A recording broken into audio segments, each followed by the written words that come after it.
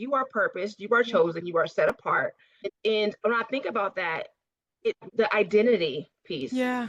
to start to be more confident and Yeah. being set apart and air.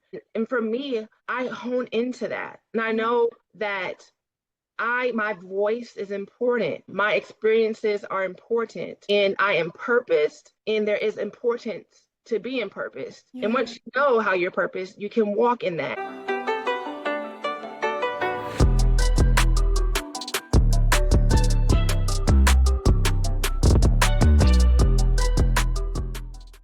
Hello, everyone, and welcome back to another episode of Success in Doses. I am your host, Saley, and I'm extremely excited to be joined today by a guest that I personally admire in a conversation that is going to be about resilience. I have always been fascinated by this idea of people who find a way to keep going even when the cards are stacked up against them. Before we get into that conversation, I want to invite all of you right now to go and like and subscribe and share the podcast with anyone that you may know who could benefit from an inspiring conversation. My guest today is sure to leave everybody more encouraged, more motivated, because she is truly one of the most remarkable individuals I have had the privilege of knowing. To say that I am excited about today's episode and the guest that I have on is a gross understatement of how I truly feel about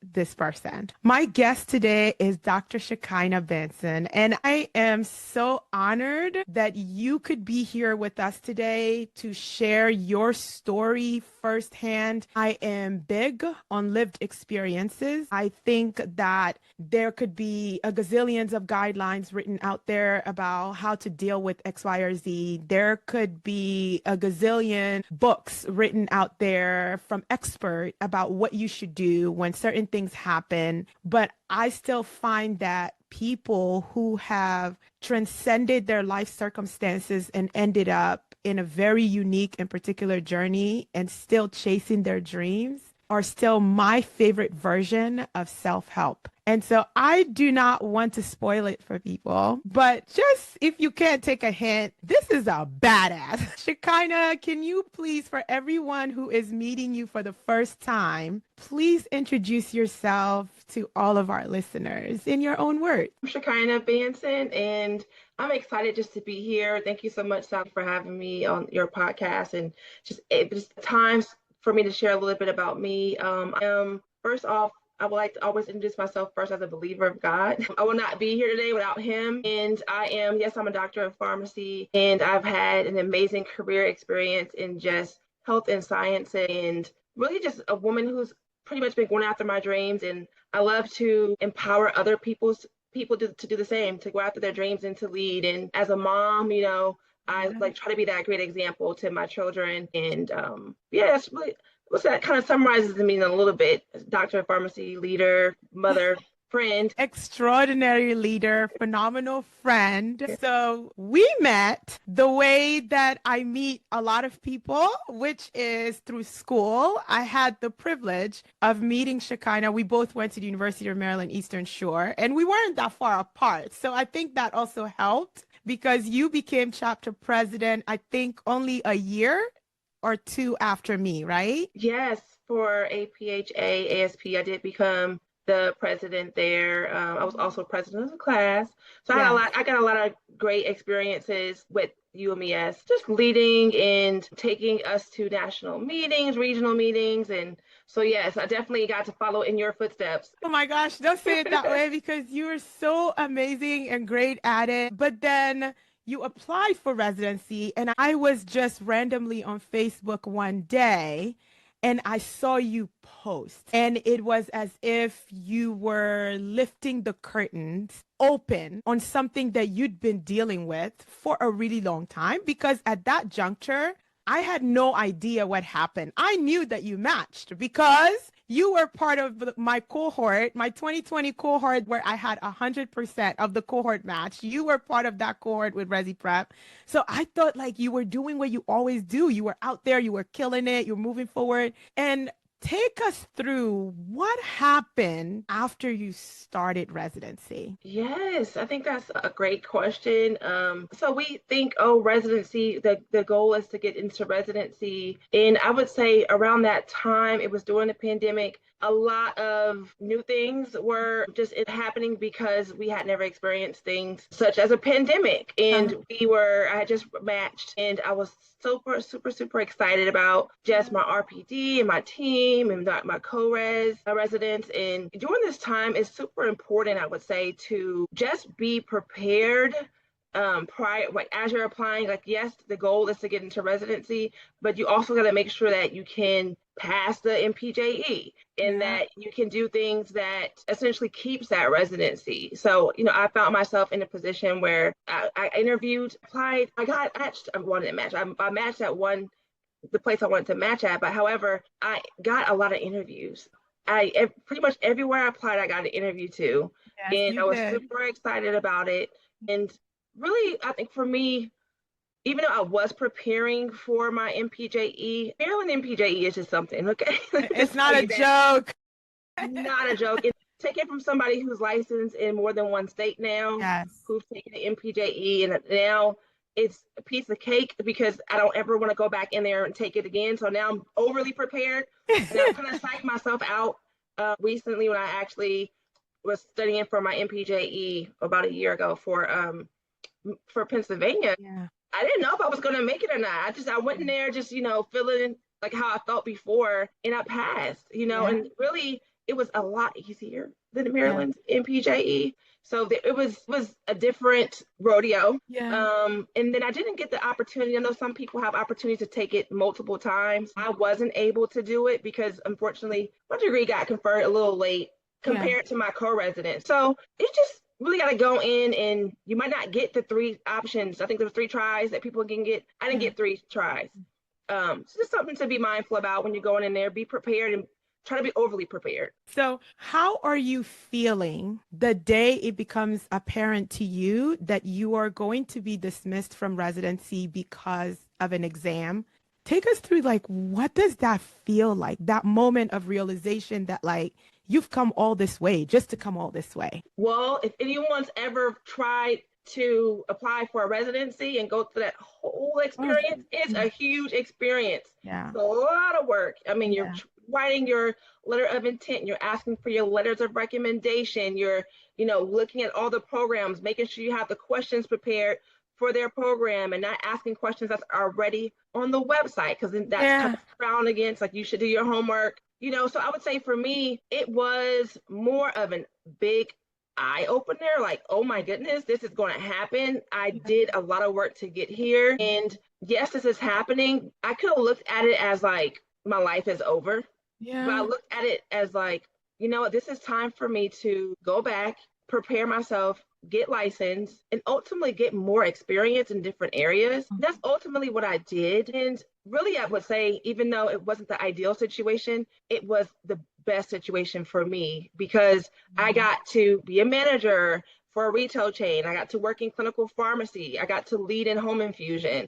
As a leader, I got to do just other grassroots things in the community and Yeah. still, I was at one point national treasure of, or sorry, regional treasure of Kappa Psi, and just still being active and still being busy. But at the same time, I wasn't speaking about it because I Yeah. felt ashamed. I did feel a little defeated, Mhm. and it was hard to come and to look at myself in the mirror and just be like, okay, you did all this, and Yeah. you don't have any fruit from that labor. Yeah. Originally, that's how I looked at it. Yeah. And like, I guess like I have always been so amazed by how your attitude was always one of like so much gratitude. Like every time I spoke to you, you acknowledged that what happened wasn't ideal, nor would you have wanted it, or do you wish for somebody else to have that experience? But you were grateful for the path that you were on. Talk to us about like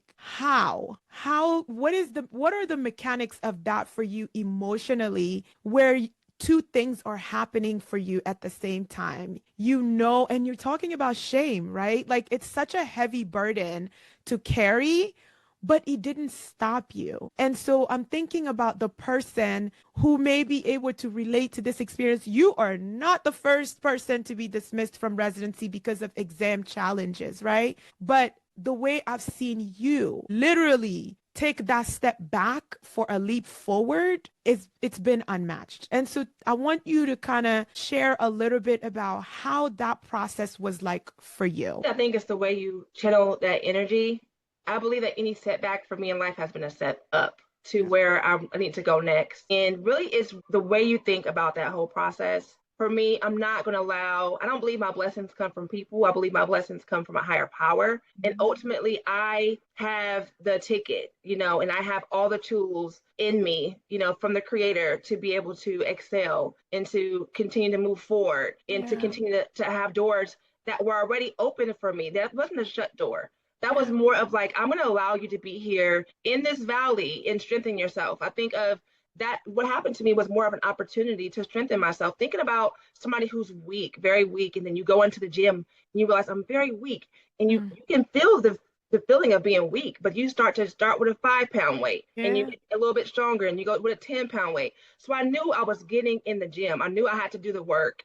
And that's really what it meant for me to get there and realize this is only an opportunity for me to go about it in a different route, get more experience. I think the story you have to tell is a really powerful and profound one because people do decide not to push forward.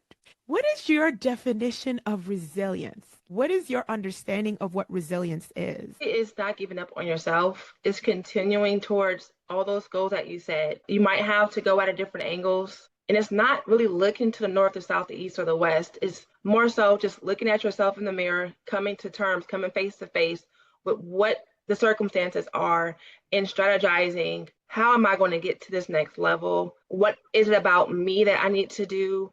Why did this happen? How can I do it differently next time? Really asking those hard questions and moving forward and continue to push through and not giving up on what some people might say a closed door. You got to continue to strive, continue to put in that effort, to continue to wake up and say, I choose me. I choose my path. One quote I really love is by Ralph Waldo Emerson, and it says, "Do not go where there's a path. Instead, go and lead a path. Like you go and you be a trailblazer." Resilience is something I believe is almost comparison to trailblazing. You're not looking at what's been done. You're not trying to figure out what happened, and I mean, yes, you can think about what happened, but at the same time, it's how do we push this forward? How do we allow ourselves to revisit this from another side? As I've been through this, and now I can see on the other side of the glass that look at everything that just happened. Thank you that I went through that. Thank you for the strength. And in between that time, I did other things like open a business and I started to empower other people. So I have a business named Kingdom Jewels Crowned, where I do empowerment workshops where I speak people about pharmacy and I educate them about other things like hypertension and just really just created my own path, if you will. And I'm excited about where the setback has set me up. Yeah, the way the setback has set me up. I really like that. And again, it's all of the different angles and how the one event that would have cut many at the knees, like you're just kept rolling with the punches and punched right back. And I can speak from a place of like what you're describing with not giving up on yourself, because I talk about the gift of chronic kidney disease. This thing rocked and changed my life and the life of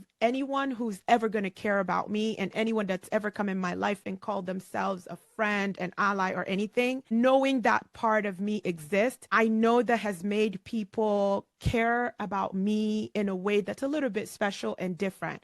And that's been the gift of it. And I say this all the time. The way that I know God's presence in my life, it's because of the people he puts in it. That's like my signal that I am not forgotten about, because I continue to come in contact with people that show me really remarkable things about what we are capable of doing when we don't quit on ourselves. And chronic kidney disease gifted me what? It gifted me the power of perspective and resilience. Like I can always look at no matter what's going on and say, it could be worse, because I could also find out today that my kidneys are failing. And I know like it's a running joke in my family or whatever, but it could always be worse. And I think that that resonates with me so well. And the thing that you're not even touching on at all, you guys, like Shekinah is a mom. I do. I have three the kids. I have an 18-year-old, a 7-year-old, and a 2-year-old. And Girl. I love my children. I'm so proud of them. And my 18-year-old specifically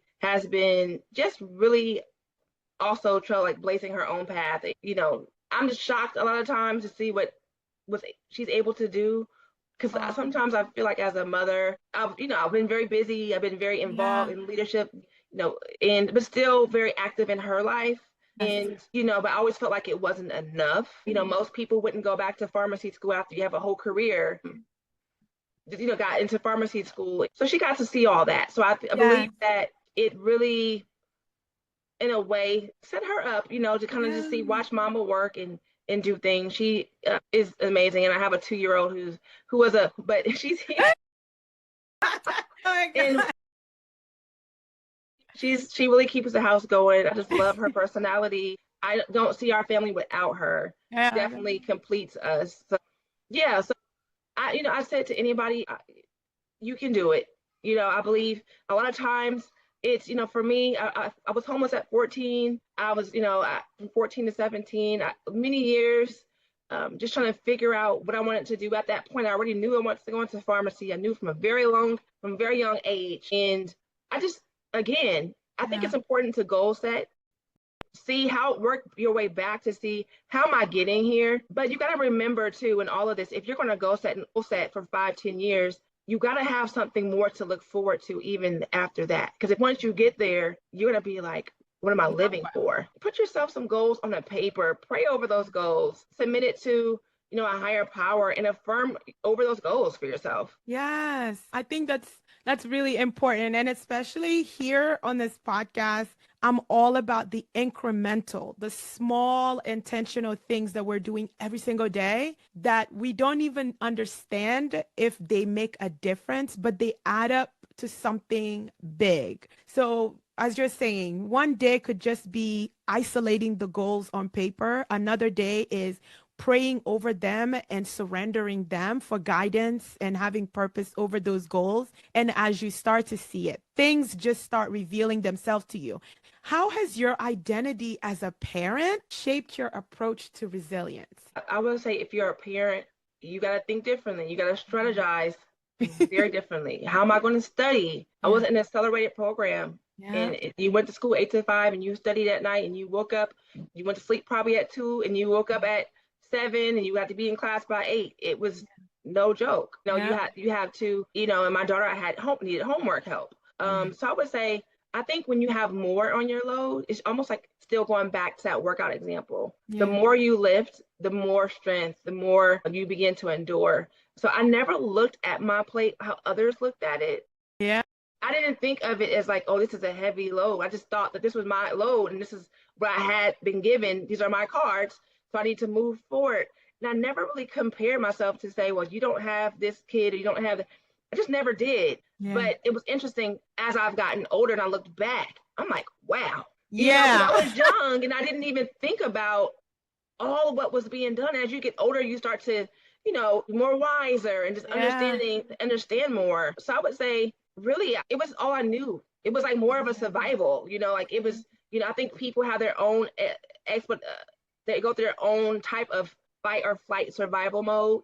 And for yeah, me, that was just mine, but it was with my kids. yeah, And I knew I wanted more for them. So I would yeah, say resilience for me was shaped by not giving up on myself or my kids and yeah. continuing to move forward and knowing that I wanted my daughter to never have to experience what I went through at 14, 15, 16, That part, 17, and that part. yes, so really I'm just grateful to God. And along the way, one verse that truly sticks out to me is in Galatians, where it says to not get weary in doing good things.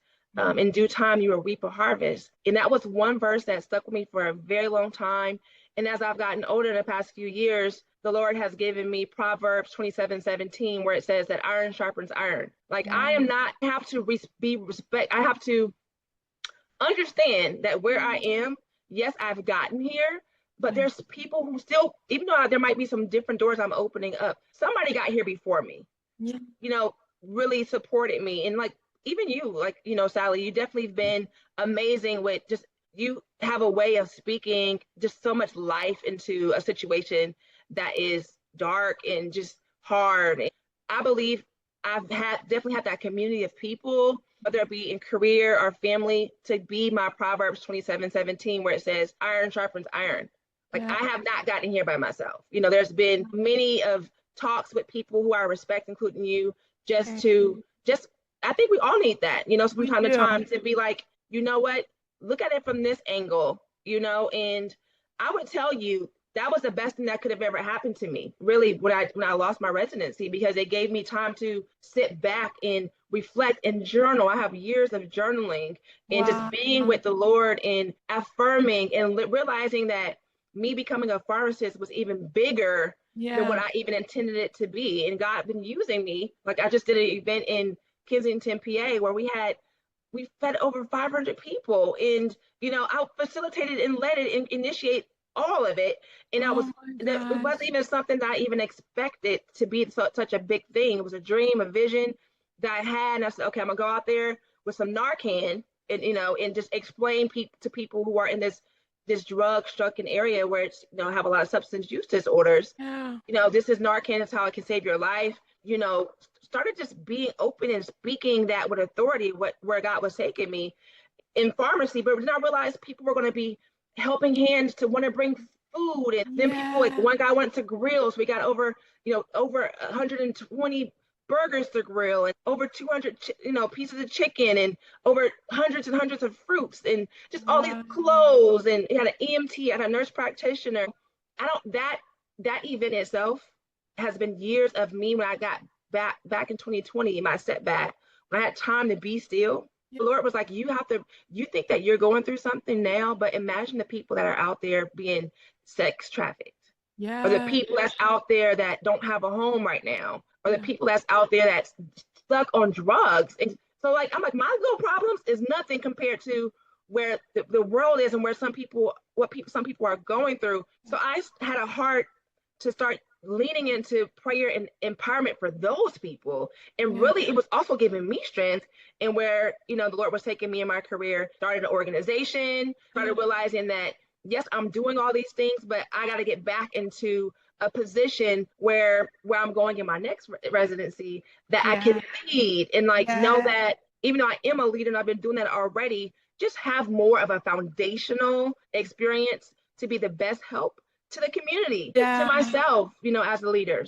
Um, First of all, congratulations that the event like it happened and it was such an amazing success. Like that sounds like something you should already be planning for next year to happen or again. Actually doing another one within the next 2 months. Of course you are. It was such a huge turnout that Yeah. I am not going to sit here and know what can happen. Uh, The people that are out there who, I mean, I saw a girl who was like 16 years old out there on drugs, and we didn't think she was breathing. And, we approached her, and thankfully she was breathing. But I realized that I was also homeless. Like, that could have been me, a yeah. 16-year-old girl out there. So just, you just never really know what people are going through. So if you Yeah. can get a hand to, empower and lift up or pull people up, why not? Why not? 100%. And if I can do anything, whether it's to help you spread the word about this event and resources, right? Because I talk to you about this often. You like to just do it all yourself, but there is a case to be made for getting you some funding, some resources, aligning with brands and community partners to make this event something that you can even believe you're leading and doing. I am so proud of you and congratulations that event has taken place and that you're planning another one. So if there's anything that I can do, please don't hesitate to let me know, because I know that that is something that is near and dear to your heart, again, because of your history. It's almost the proximity of helping people who are homeless, the proximity of their experiences to what you went through. And I'm always fascinated every time you talk about it. It's like from 14 to 17, that is a lifetime to Mm. have housing insecurity. And you went through that. And I admire your courage and the transparency with which you talk about it. I really do admire your courage and talking about it so candidly in that way. So, what is your go-to as a person who really is faith and purpose driven? What are some affirmations and or verses when you feel like you're being slammed right in the face? What do you go to recenter and refocus yourself really quickly to go up against whatever it is you're facing in that moment? There's a verse in Romans 8, Romans 8:17, and it says that we are heirs and co-heirs with Christ.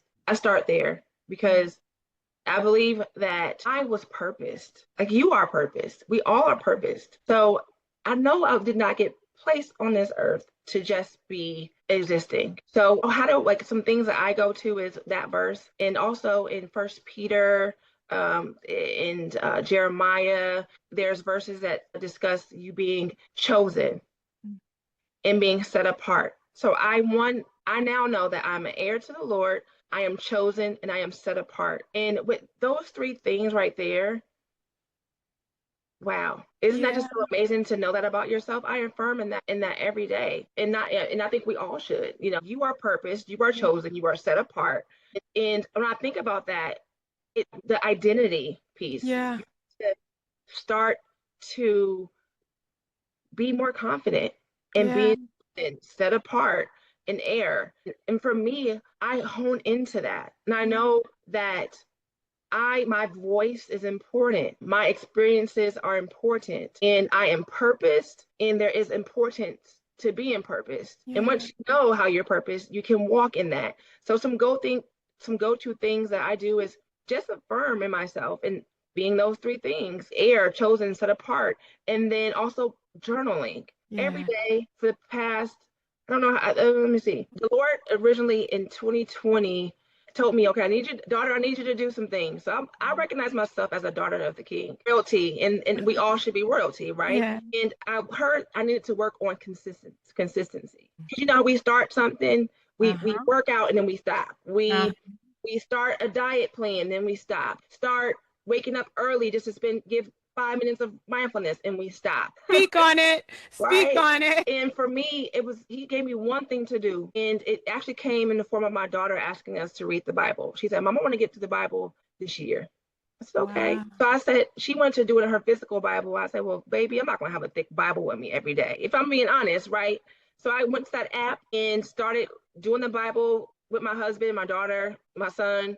We were doing, at this point, my youngest wasn't here yet. And as I was getting through it, at 6 months, I'm like, well, I'm 6 months in. I'm almost done. I'm halfway through with the Bible. And imagine a thick book like that, how intimidating it can be. Oh, yeah. I realized that this was just an exercise. So every year since then, I've been reading the Bible every year, just getting it. And I learn something new every year. I go to the Bible again in the Bible app through a devotion, and I realize I don't remember hearing that last time. But then other things started getting added on. Like, okay, I want you to start learning another language. So then I started doing Duolingo, and I think I'm almost, I know I'm a little 400 something days in. I don't know. 460 something days, I think it is, just in learning a few different languages and just being consistent. The sad thing is, I learn a language, but I'm still scared to talk it, when I speak to people, because they just added the part in the Duolingo where you can do a FaceTime about Okay. this year. So I do Okay. that sometimes with Lily, and me and her would be going back, and I'll be like, Lily, did that even make any sense?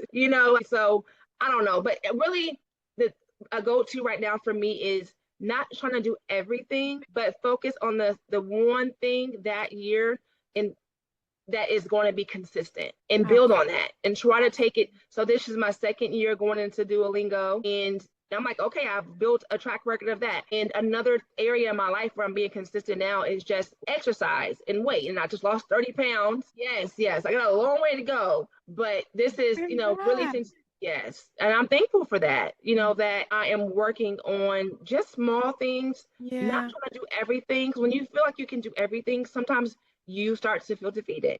absolutely. So, Because you're not giving any one particular thing the full energy that it deserves. I have been victim of this too many times. And so, can we just kill the suspense already? Can you give everybody an idea of where you are today? What are you preparing to do? I am so excited that I did not give up on myself. Throughout the years, I've been, as I kind of mentioned earlier, I alluded to just some things I've been doing in pharmacy management and leading in home infusion, doing some grassroots activities and facilitating events in Kensington. I'm going to be coming to Baltimore. We're going to do some more stuff in Kensington as well. And the next thing for me is actually being a pharmacy resident with Johns Hopkins. And it's a community based pharmacy administrative leadership role, which is so perfect for me. It suits like where the Lord is taking me, where my career is taking me in the community, really just being a voice, an advocate, and just really lifting up the community. If we don't have a good, healthy community, then that impacts the health system overall. And Yes. that's really where the Lord is taking me. And I'm super excited. There I'll be able to embark in an amazing program at the Carey Business School and pursue an MBA. Where there I'll be focusing on AI, so artificial intelligence, yes, Ah, business analysis, risk analysis, and another specialty in healthcare management. It's such good. a unique program because even though it's community based, it's Johns Hopkins and they have so many opportunities to work in acute settings. Uh, So I'm going to be able to get a good mix of it all yeah. and really primarily hone in on that leadership. Ah, So, to yes. say I'm proud of you is such an understatement because you called me and you were like, I think I'm applying for residency. I was like, oh, you better do it. I was like so excited. And then the Yes. interviews were rolling, and I'm like, yes, you got this. Keep going. And when you hit me up and said I matched and at Hopkins, I couldn't, I was just like not okay. I was so moved and so excited for you. I'm proud of you. And for the people that are listening today, I hope that the message they take away from listening to you and hearing your story is that it really does start with a decision to not give up and to not keep going. And it sounds simple. I would be the biggest hypocrite if I sat here and be like, oh, it's easy. You just need to make a decision not to quit. But the decision not to quit, it's a heavy, heavy decision. So it's not to be taken lightly. And any of us who've been through anything will be honest about that. So, with advice, the Shekinah sitting here today, if you were looking into the eyes of the 14-year-old Shekinah who was homeless, who was facing housing insecurity, what do you want her to know about what's ahead? I would tell her that this is only going to make you stronger. And it's remember where you come from and don't forget to go looking for the people who are there now. That's what I would tell myself. And I can look back and I can see myself almost with that, being that girl and in those eyes. Like if I'm looking through the eyes of myself at 14, in the world that seemed so big, it seemed like there was so much to do, not enough time.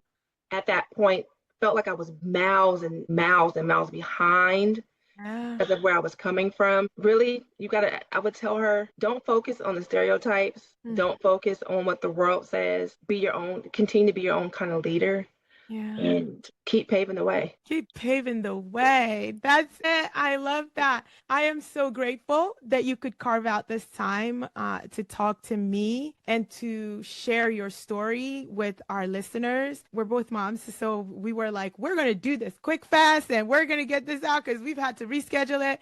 But I'm so grateful. And again, I'm just glad. I'm so proud of you. And I am making a promise to the listeners that this is not it because after 1 year, we're going to check in on you with residency. I wanted you to talk to everybody a little bit about how they can find you. For the person who wants to connect with you, who wants to collaborate with you, who wants to learn more about your community event, How can they reach you? How can they contact you? Is there a website? Is there a social media account? How can someone connect directly with you for support, collaboration, encouragement, or whatever? Absolutely. My email is dr.shekinah, SHEKIN like Nancy, at fourkingdomjewels.com. Absolutely. And for my actual website, that's going to be Four Kingdom Jewels or fourkingdomjewels.com. Okay. I want to thank you for your strength, for your courage. I want to thank you for your Black girl magic. I want to thank you for your light.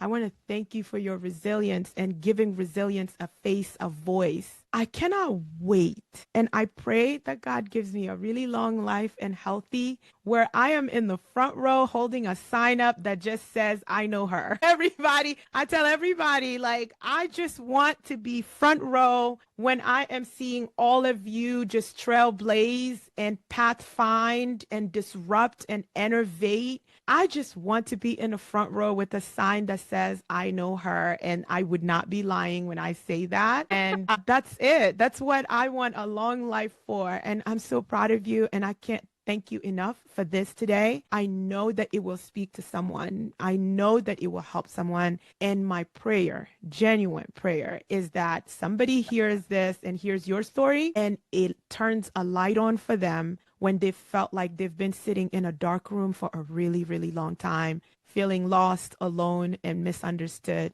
where they know that that isolation is also part of the homework. But now they know that people like you are out here. You're real. You don't wear a cape or nothing, but you were able to do it. Okay. And so they can too. Absolutely. Thank you so much. Absolutely. Thank you so much for this opportunity to Oh, share. I hope this is encouraging to someone. it will be. It will be. So now that it's just us, what are some things that you picked up from everything that we learned from Shekinah today? I am always so inspired by Shekinah because, in part, it's that grace with which she carries herself. She's just interested in making a difference. And that's her North Star. Right. And as she tells her story, every time she tells her story, I feel like it's the very first time that I'm hearing it. But I've known her a while now, and it's not my first time hearing her story. But each time I'm moved by it in a different way. And tonight, it's just right back to that purpose driven, that deep faith and understanding that all of the moves that she makes, all of the things that have happened to her, she sees it as things that actually are happening for her and accepts the responsibility for where she is, but also meets each of these moments with so much courage and so much grace and so much grit. I am so proud of her. And I hope that today, if you are a person who's listening to this and you're wondering whether or not you have it in you, of course you do. I hope that's not a legitimate question you are allowing to take hold in your mind, because whether it's therapy, whether it's your community, whether it's your faith, like Shekinah's been guided, you just need to find out what your North Star is. And the advice that she's giving her younger self, you can see that it's a message of optimism. It's a message of reminder of you are stronger than you think. A lot's going to happen, but you're going to rise to the occasion and meet those things with grace, with courage, and you're going to overcome them. She's always an inspiration for me as somebody who works with young professionals and students. I tell her stories to young professionals and students that are going through difficult times because she's an example, in my opinion, of what happens when we make the conscious decision not to give up on ourselves, and we make the conscious decision to make our goals and our dreams a priority and treat them with the seriousness and the intentionality that they deserve.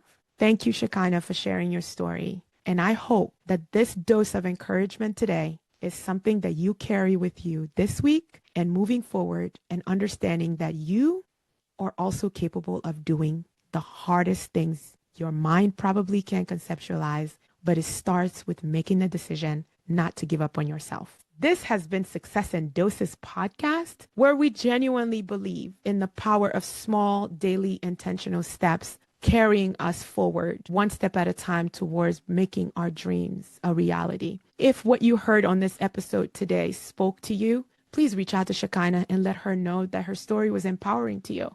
But also share the episode with somebody you think needs a message of encouragement and needs to hear that there is light on the other end of the tunnel if you just hang in there and not give up on yourself. The podcast will be available on Apple, Spotify, YouTube, or wherever you get your podcasts. And I call on you to like, share, and subscribe to the podcast.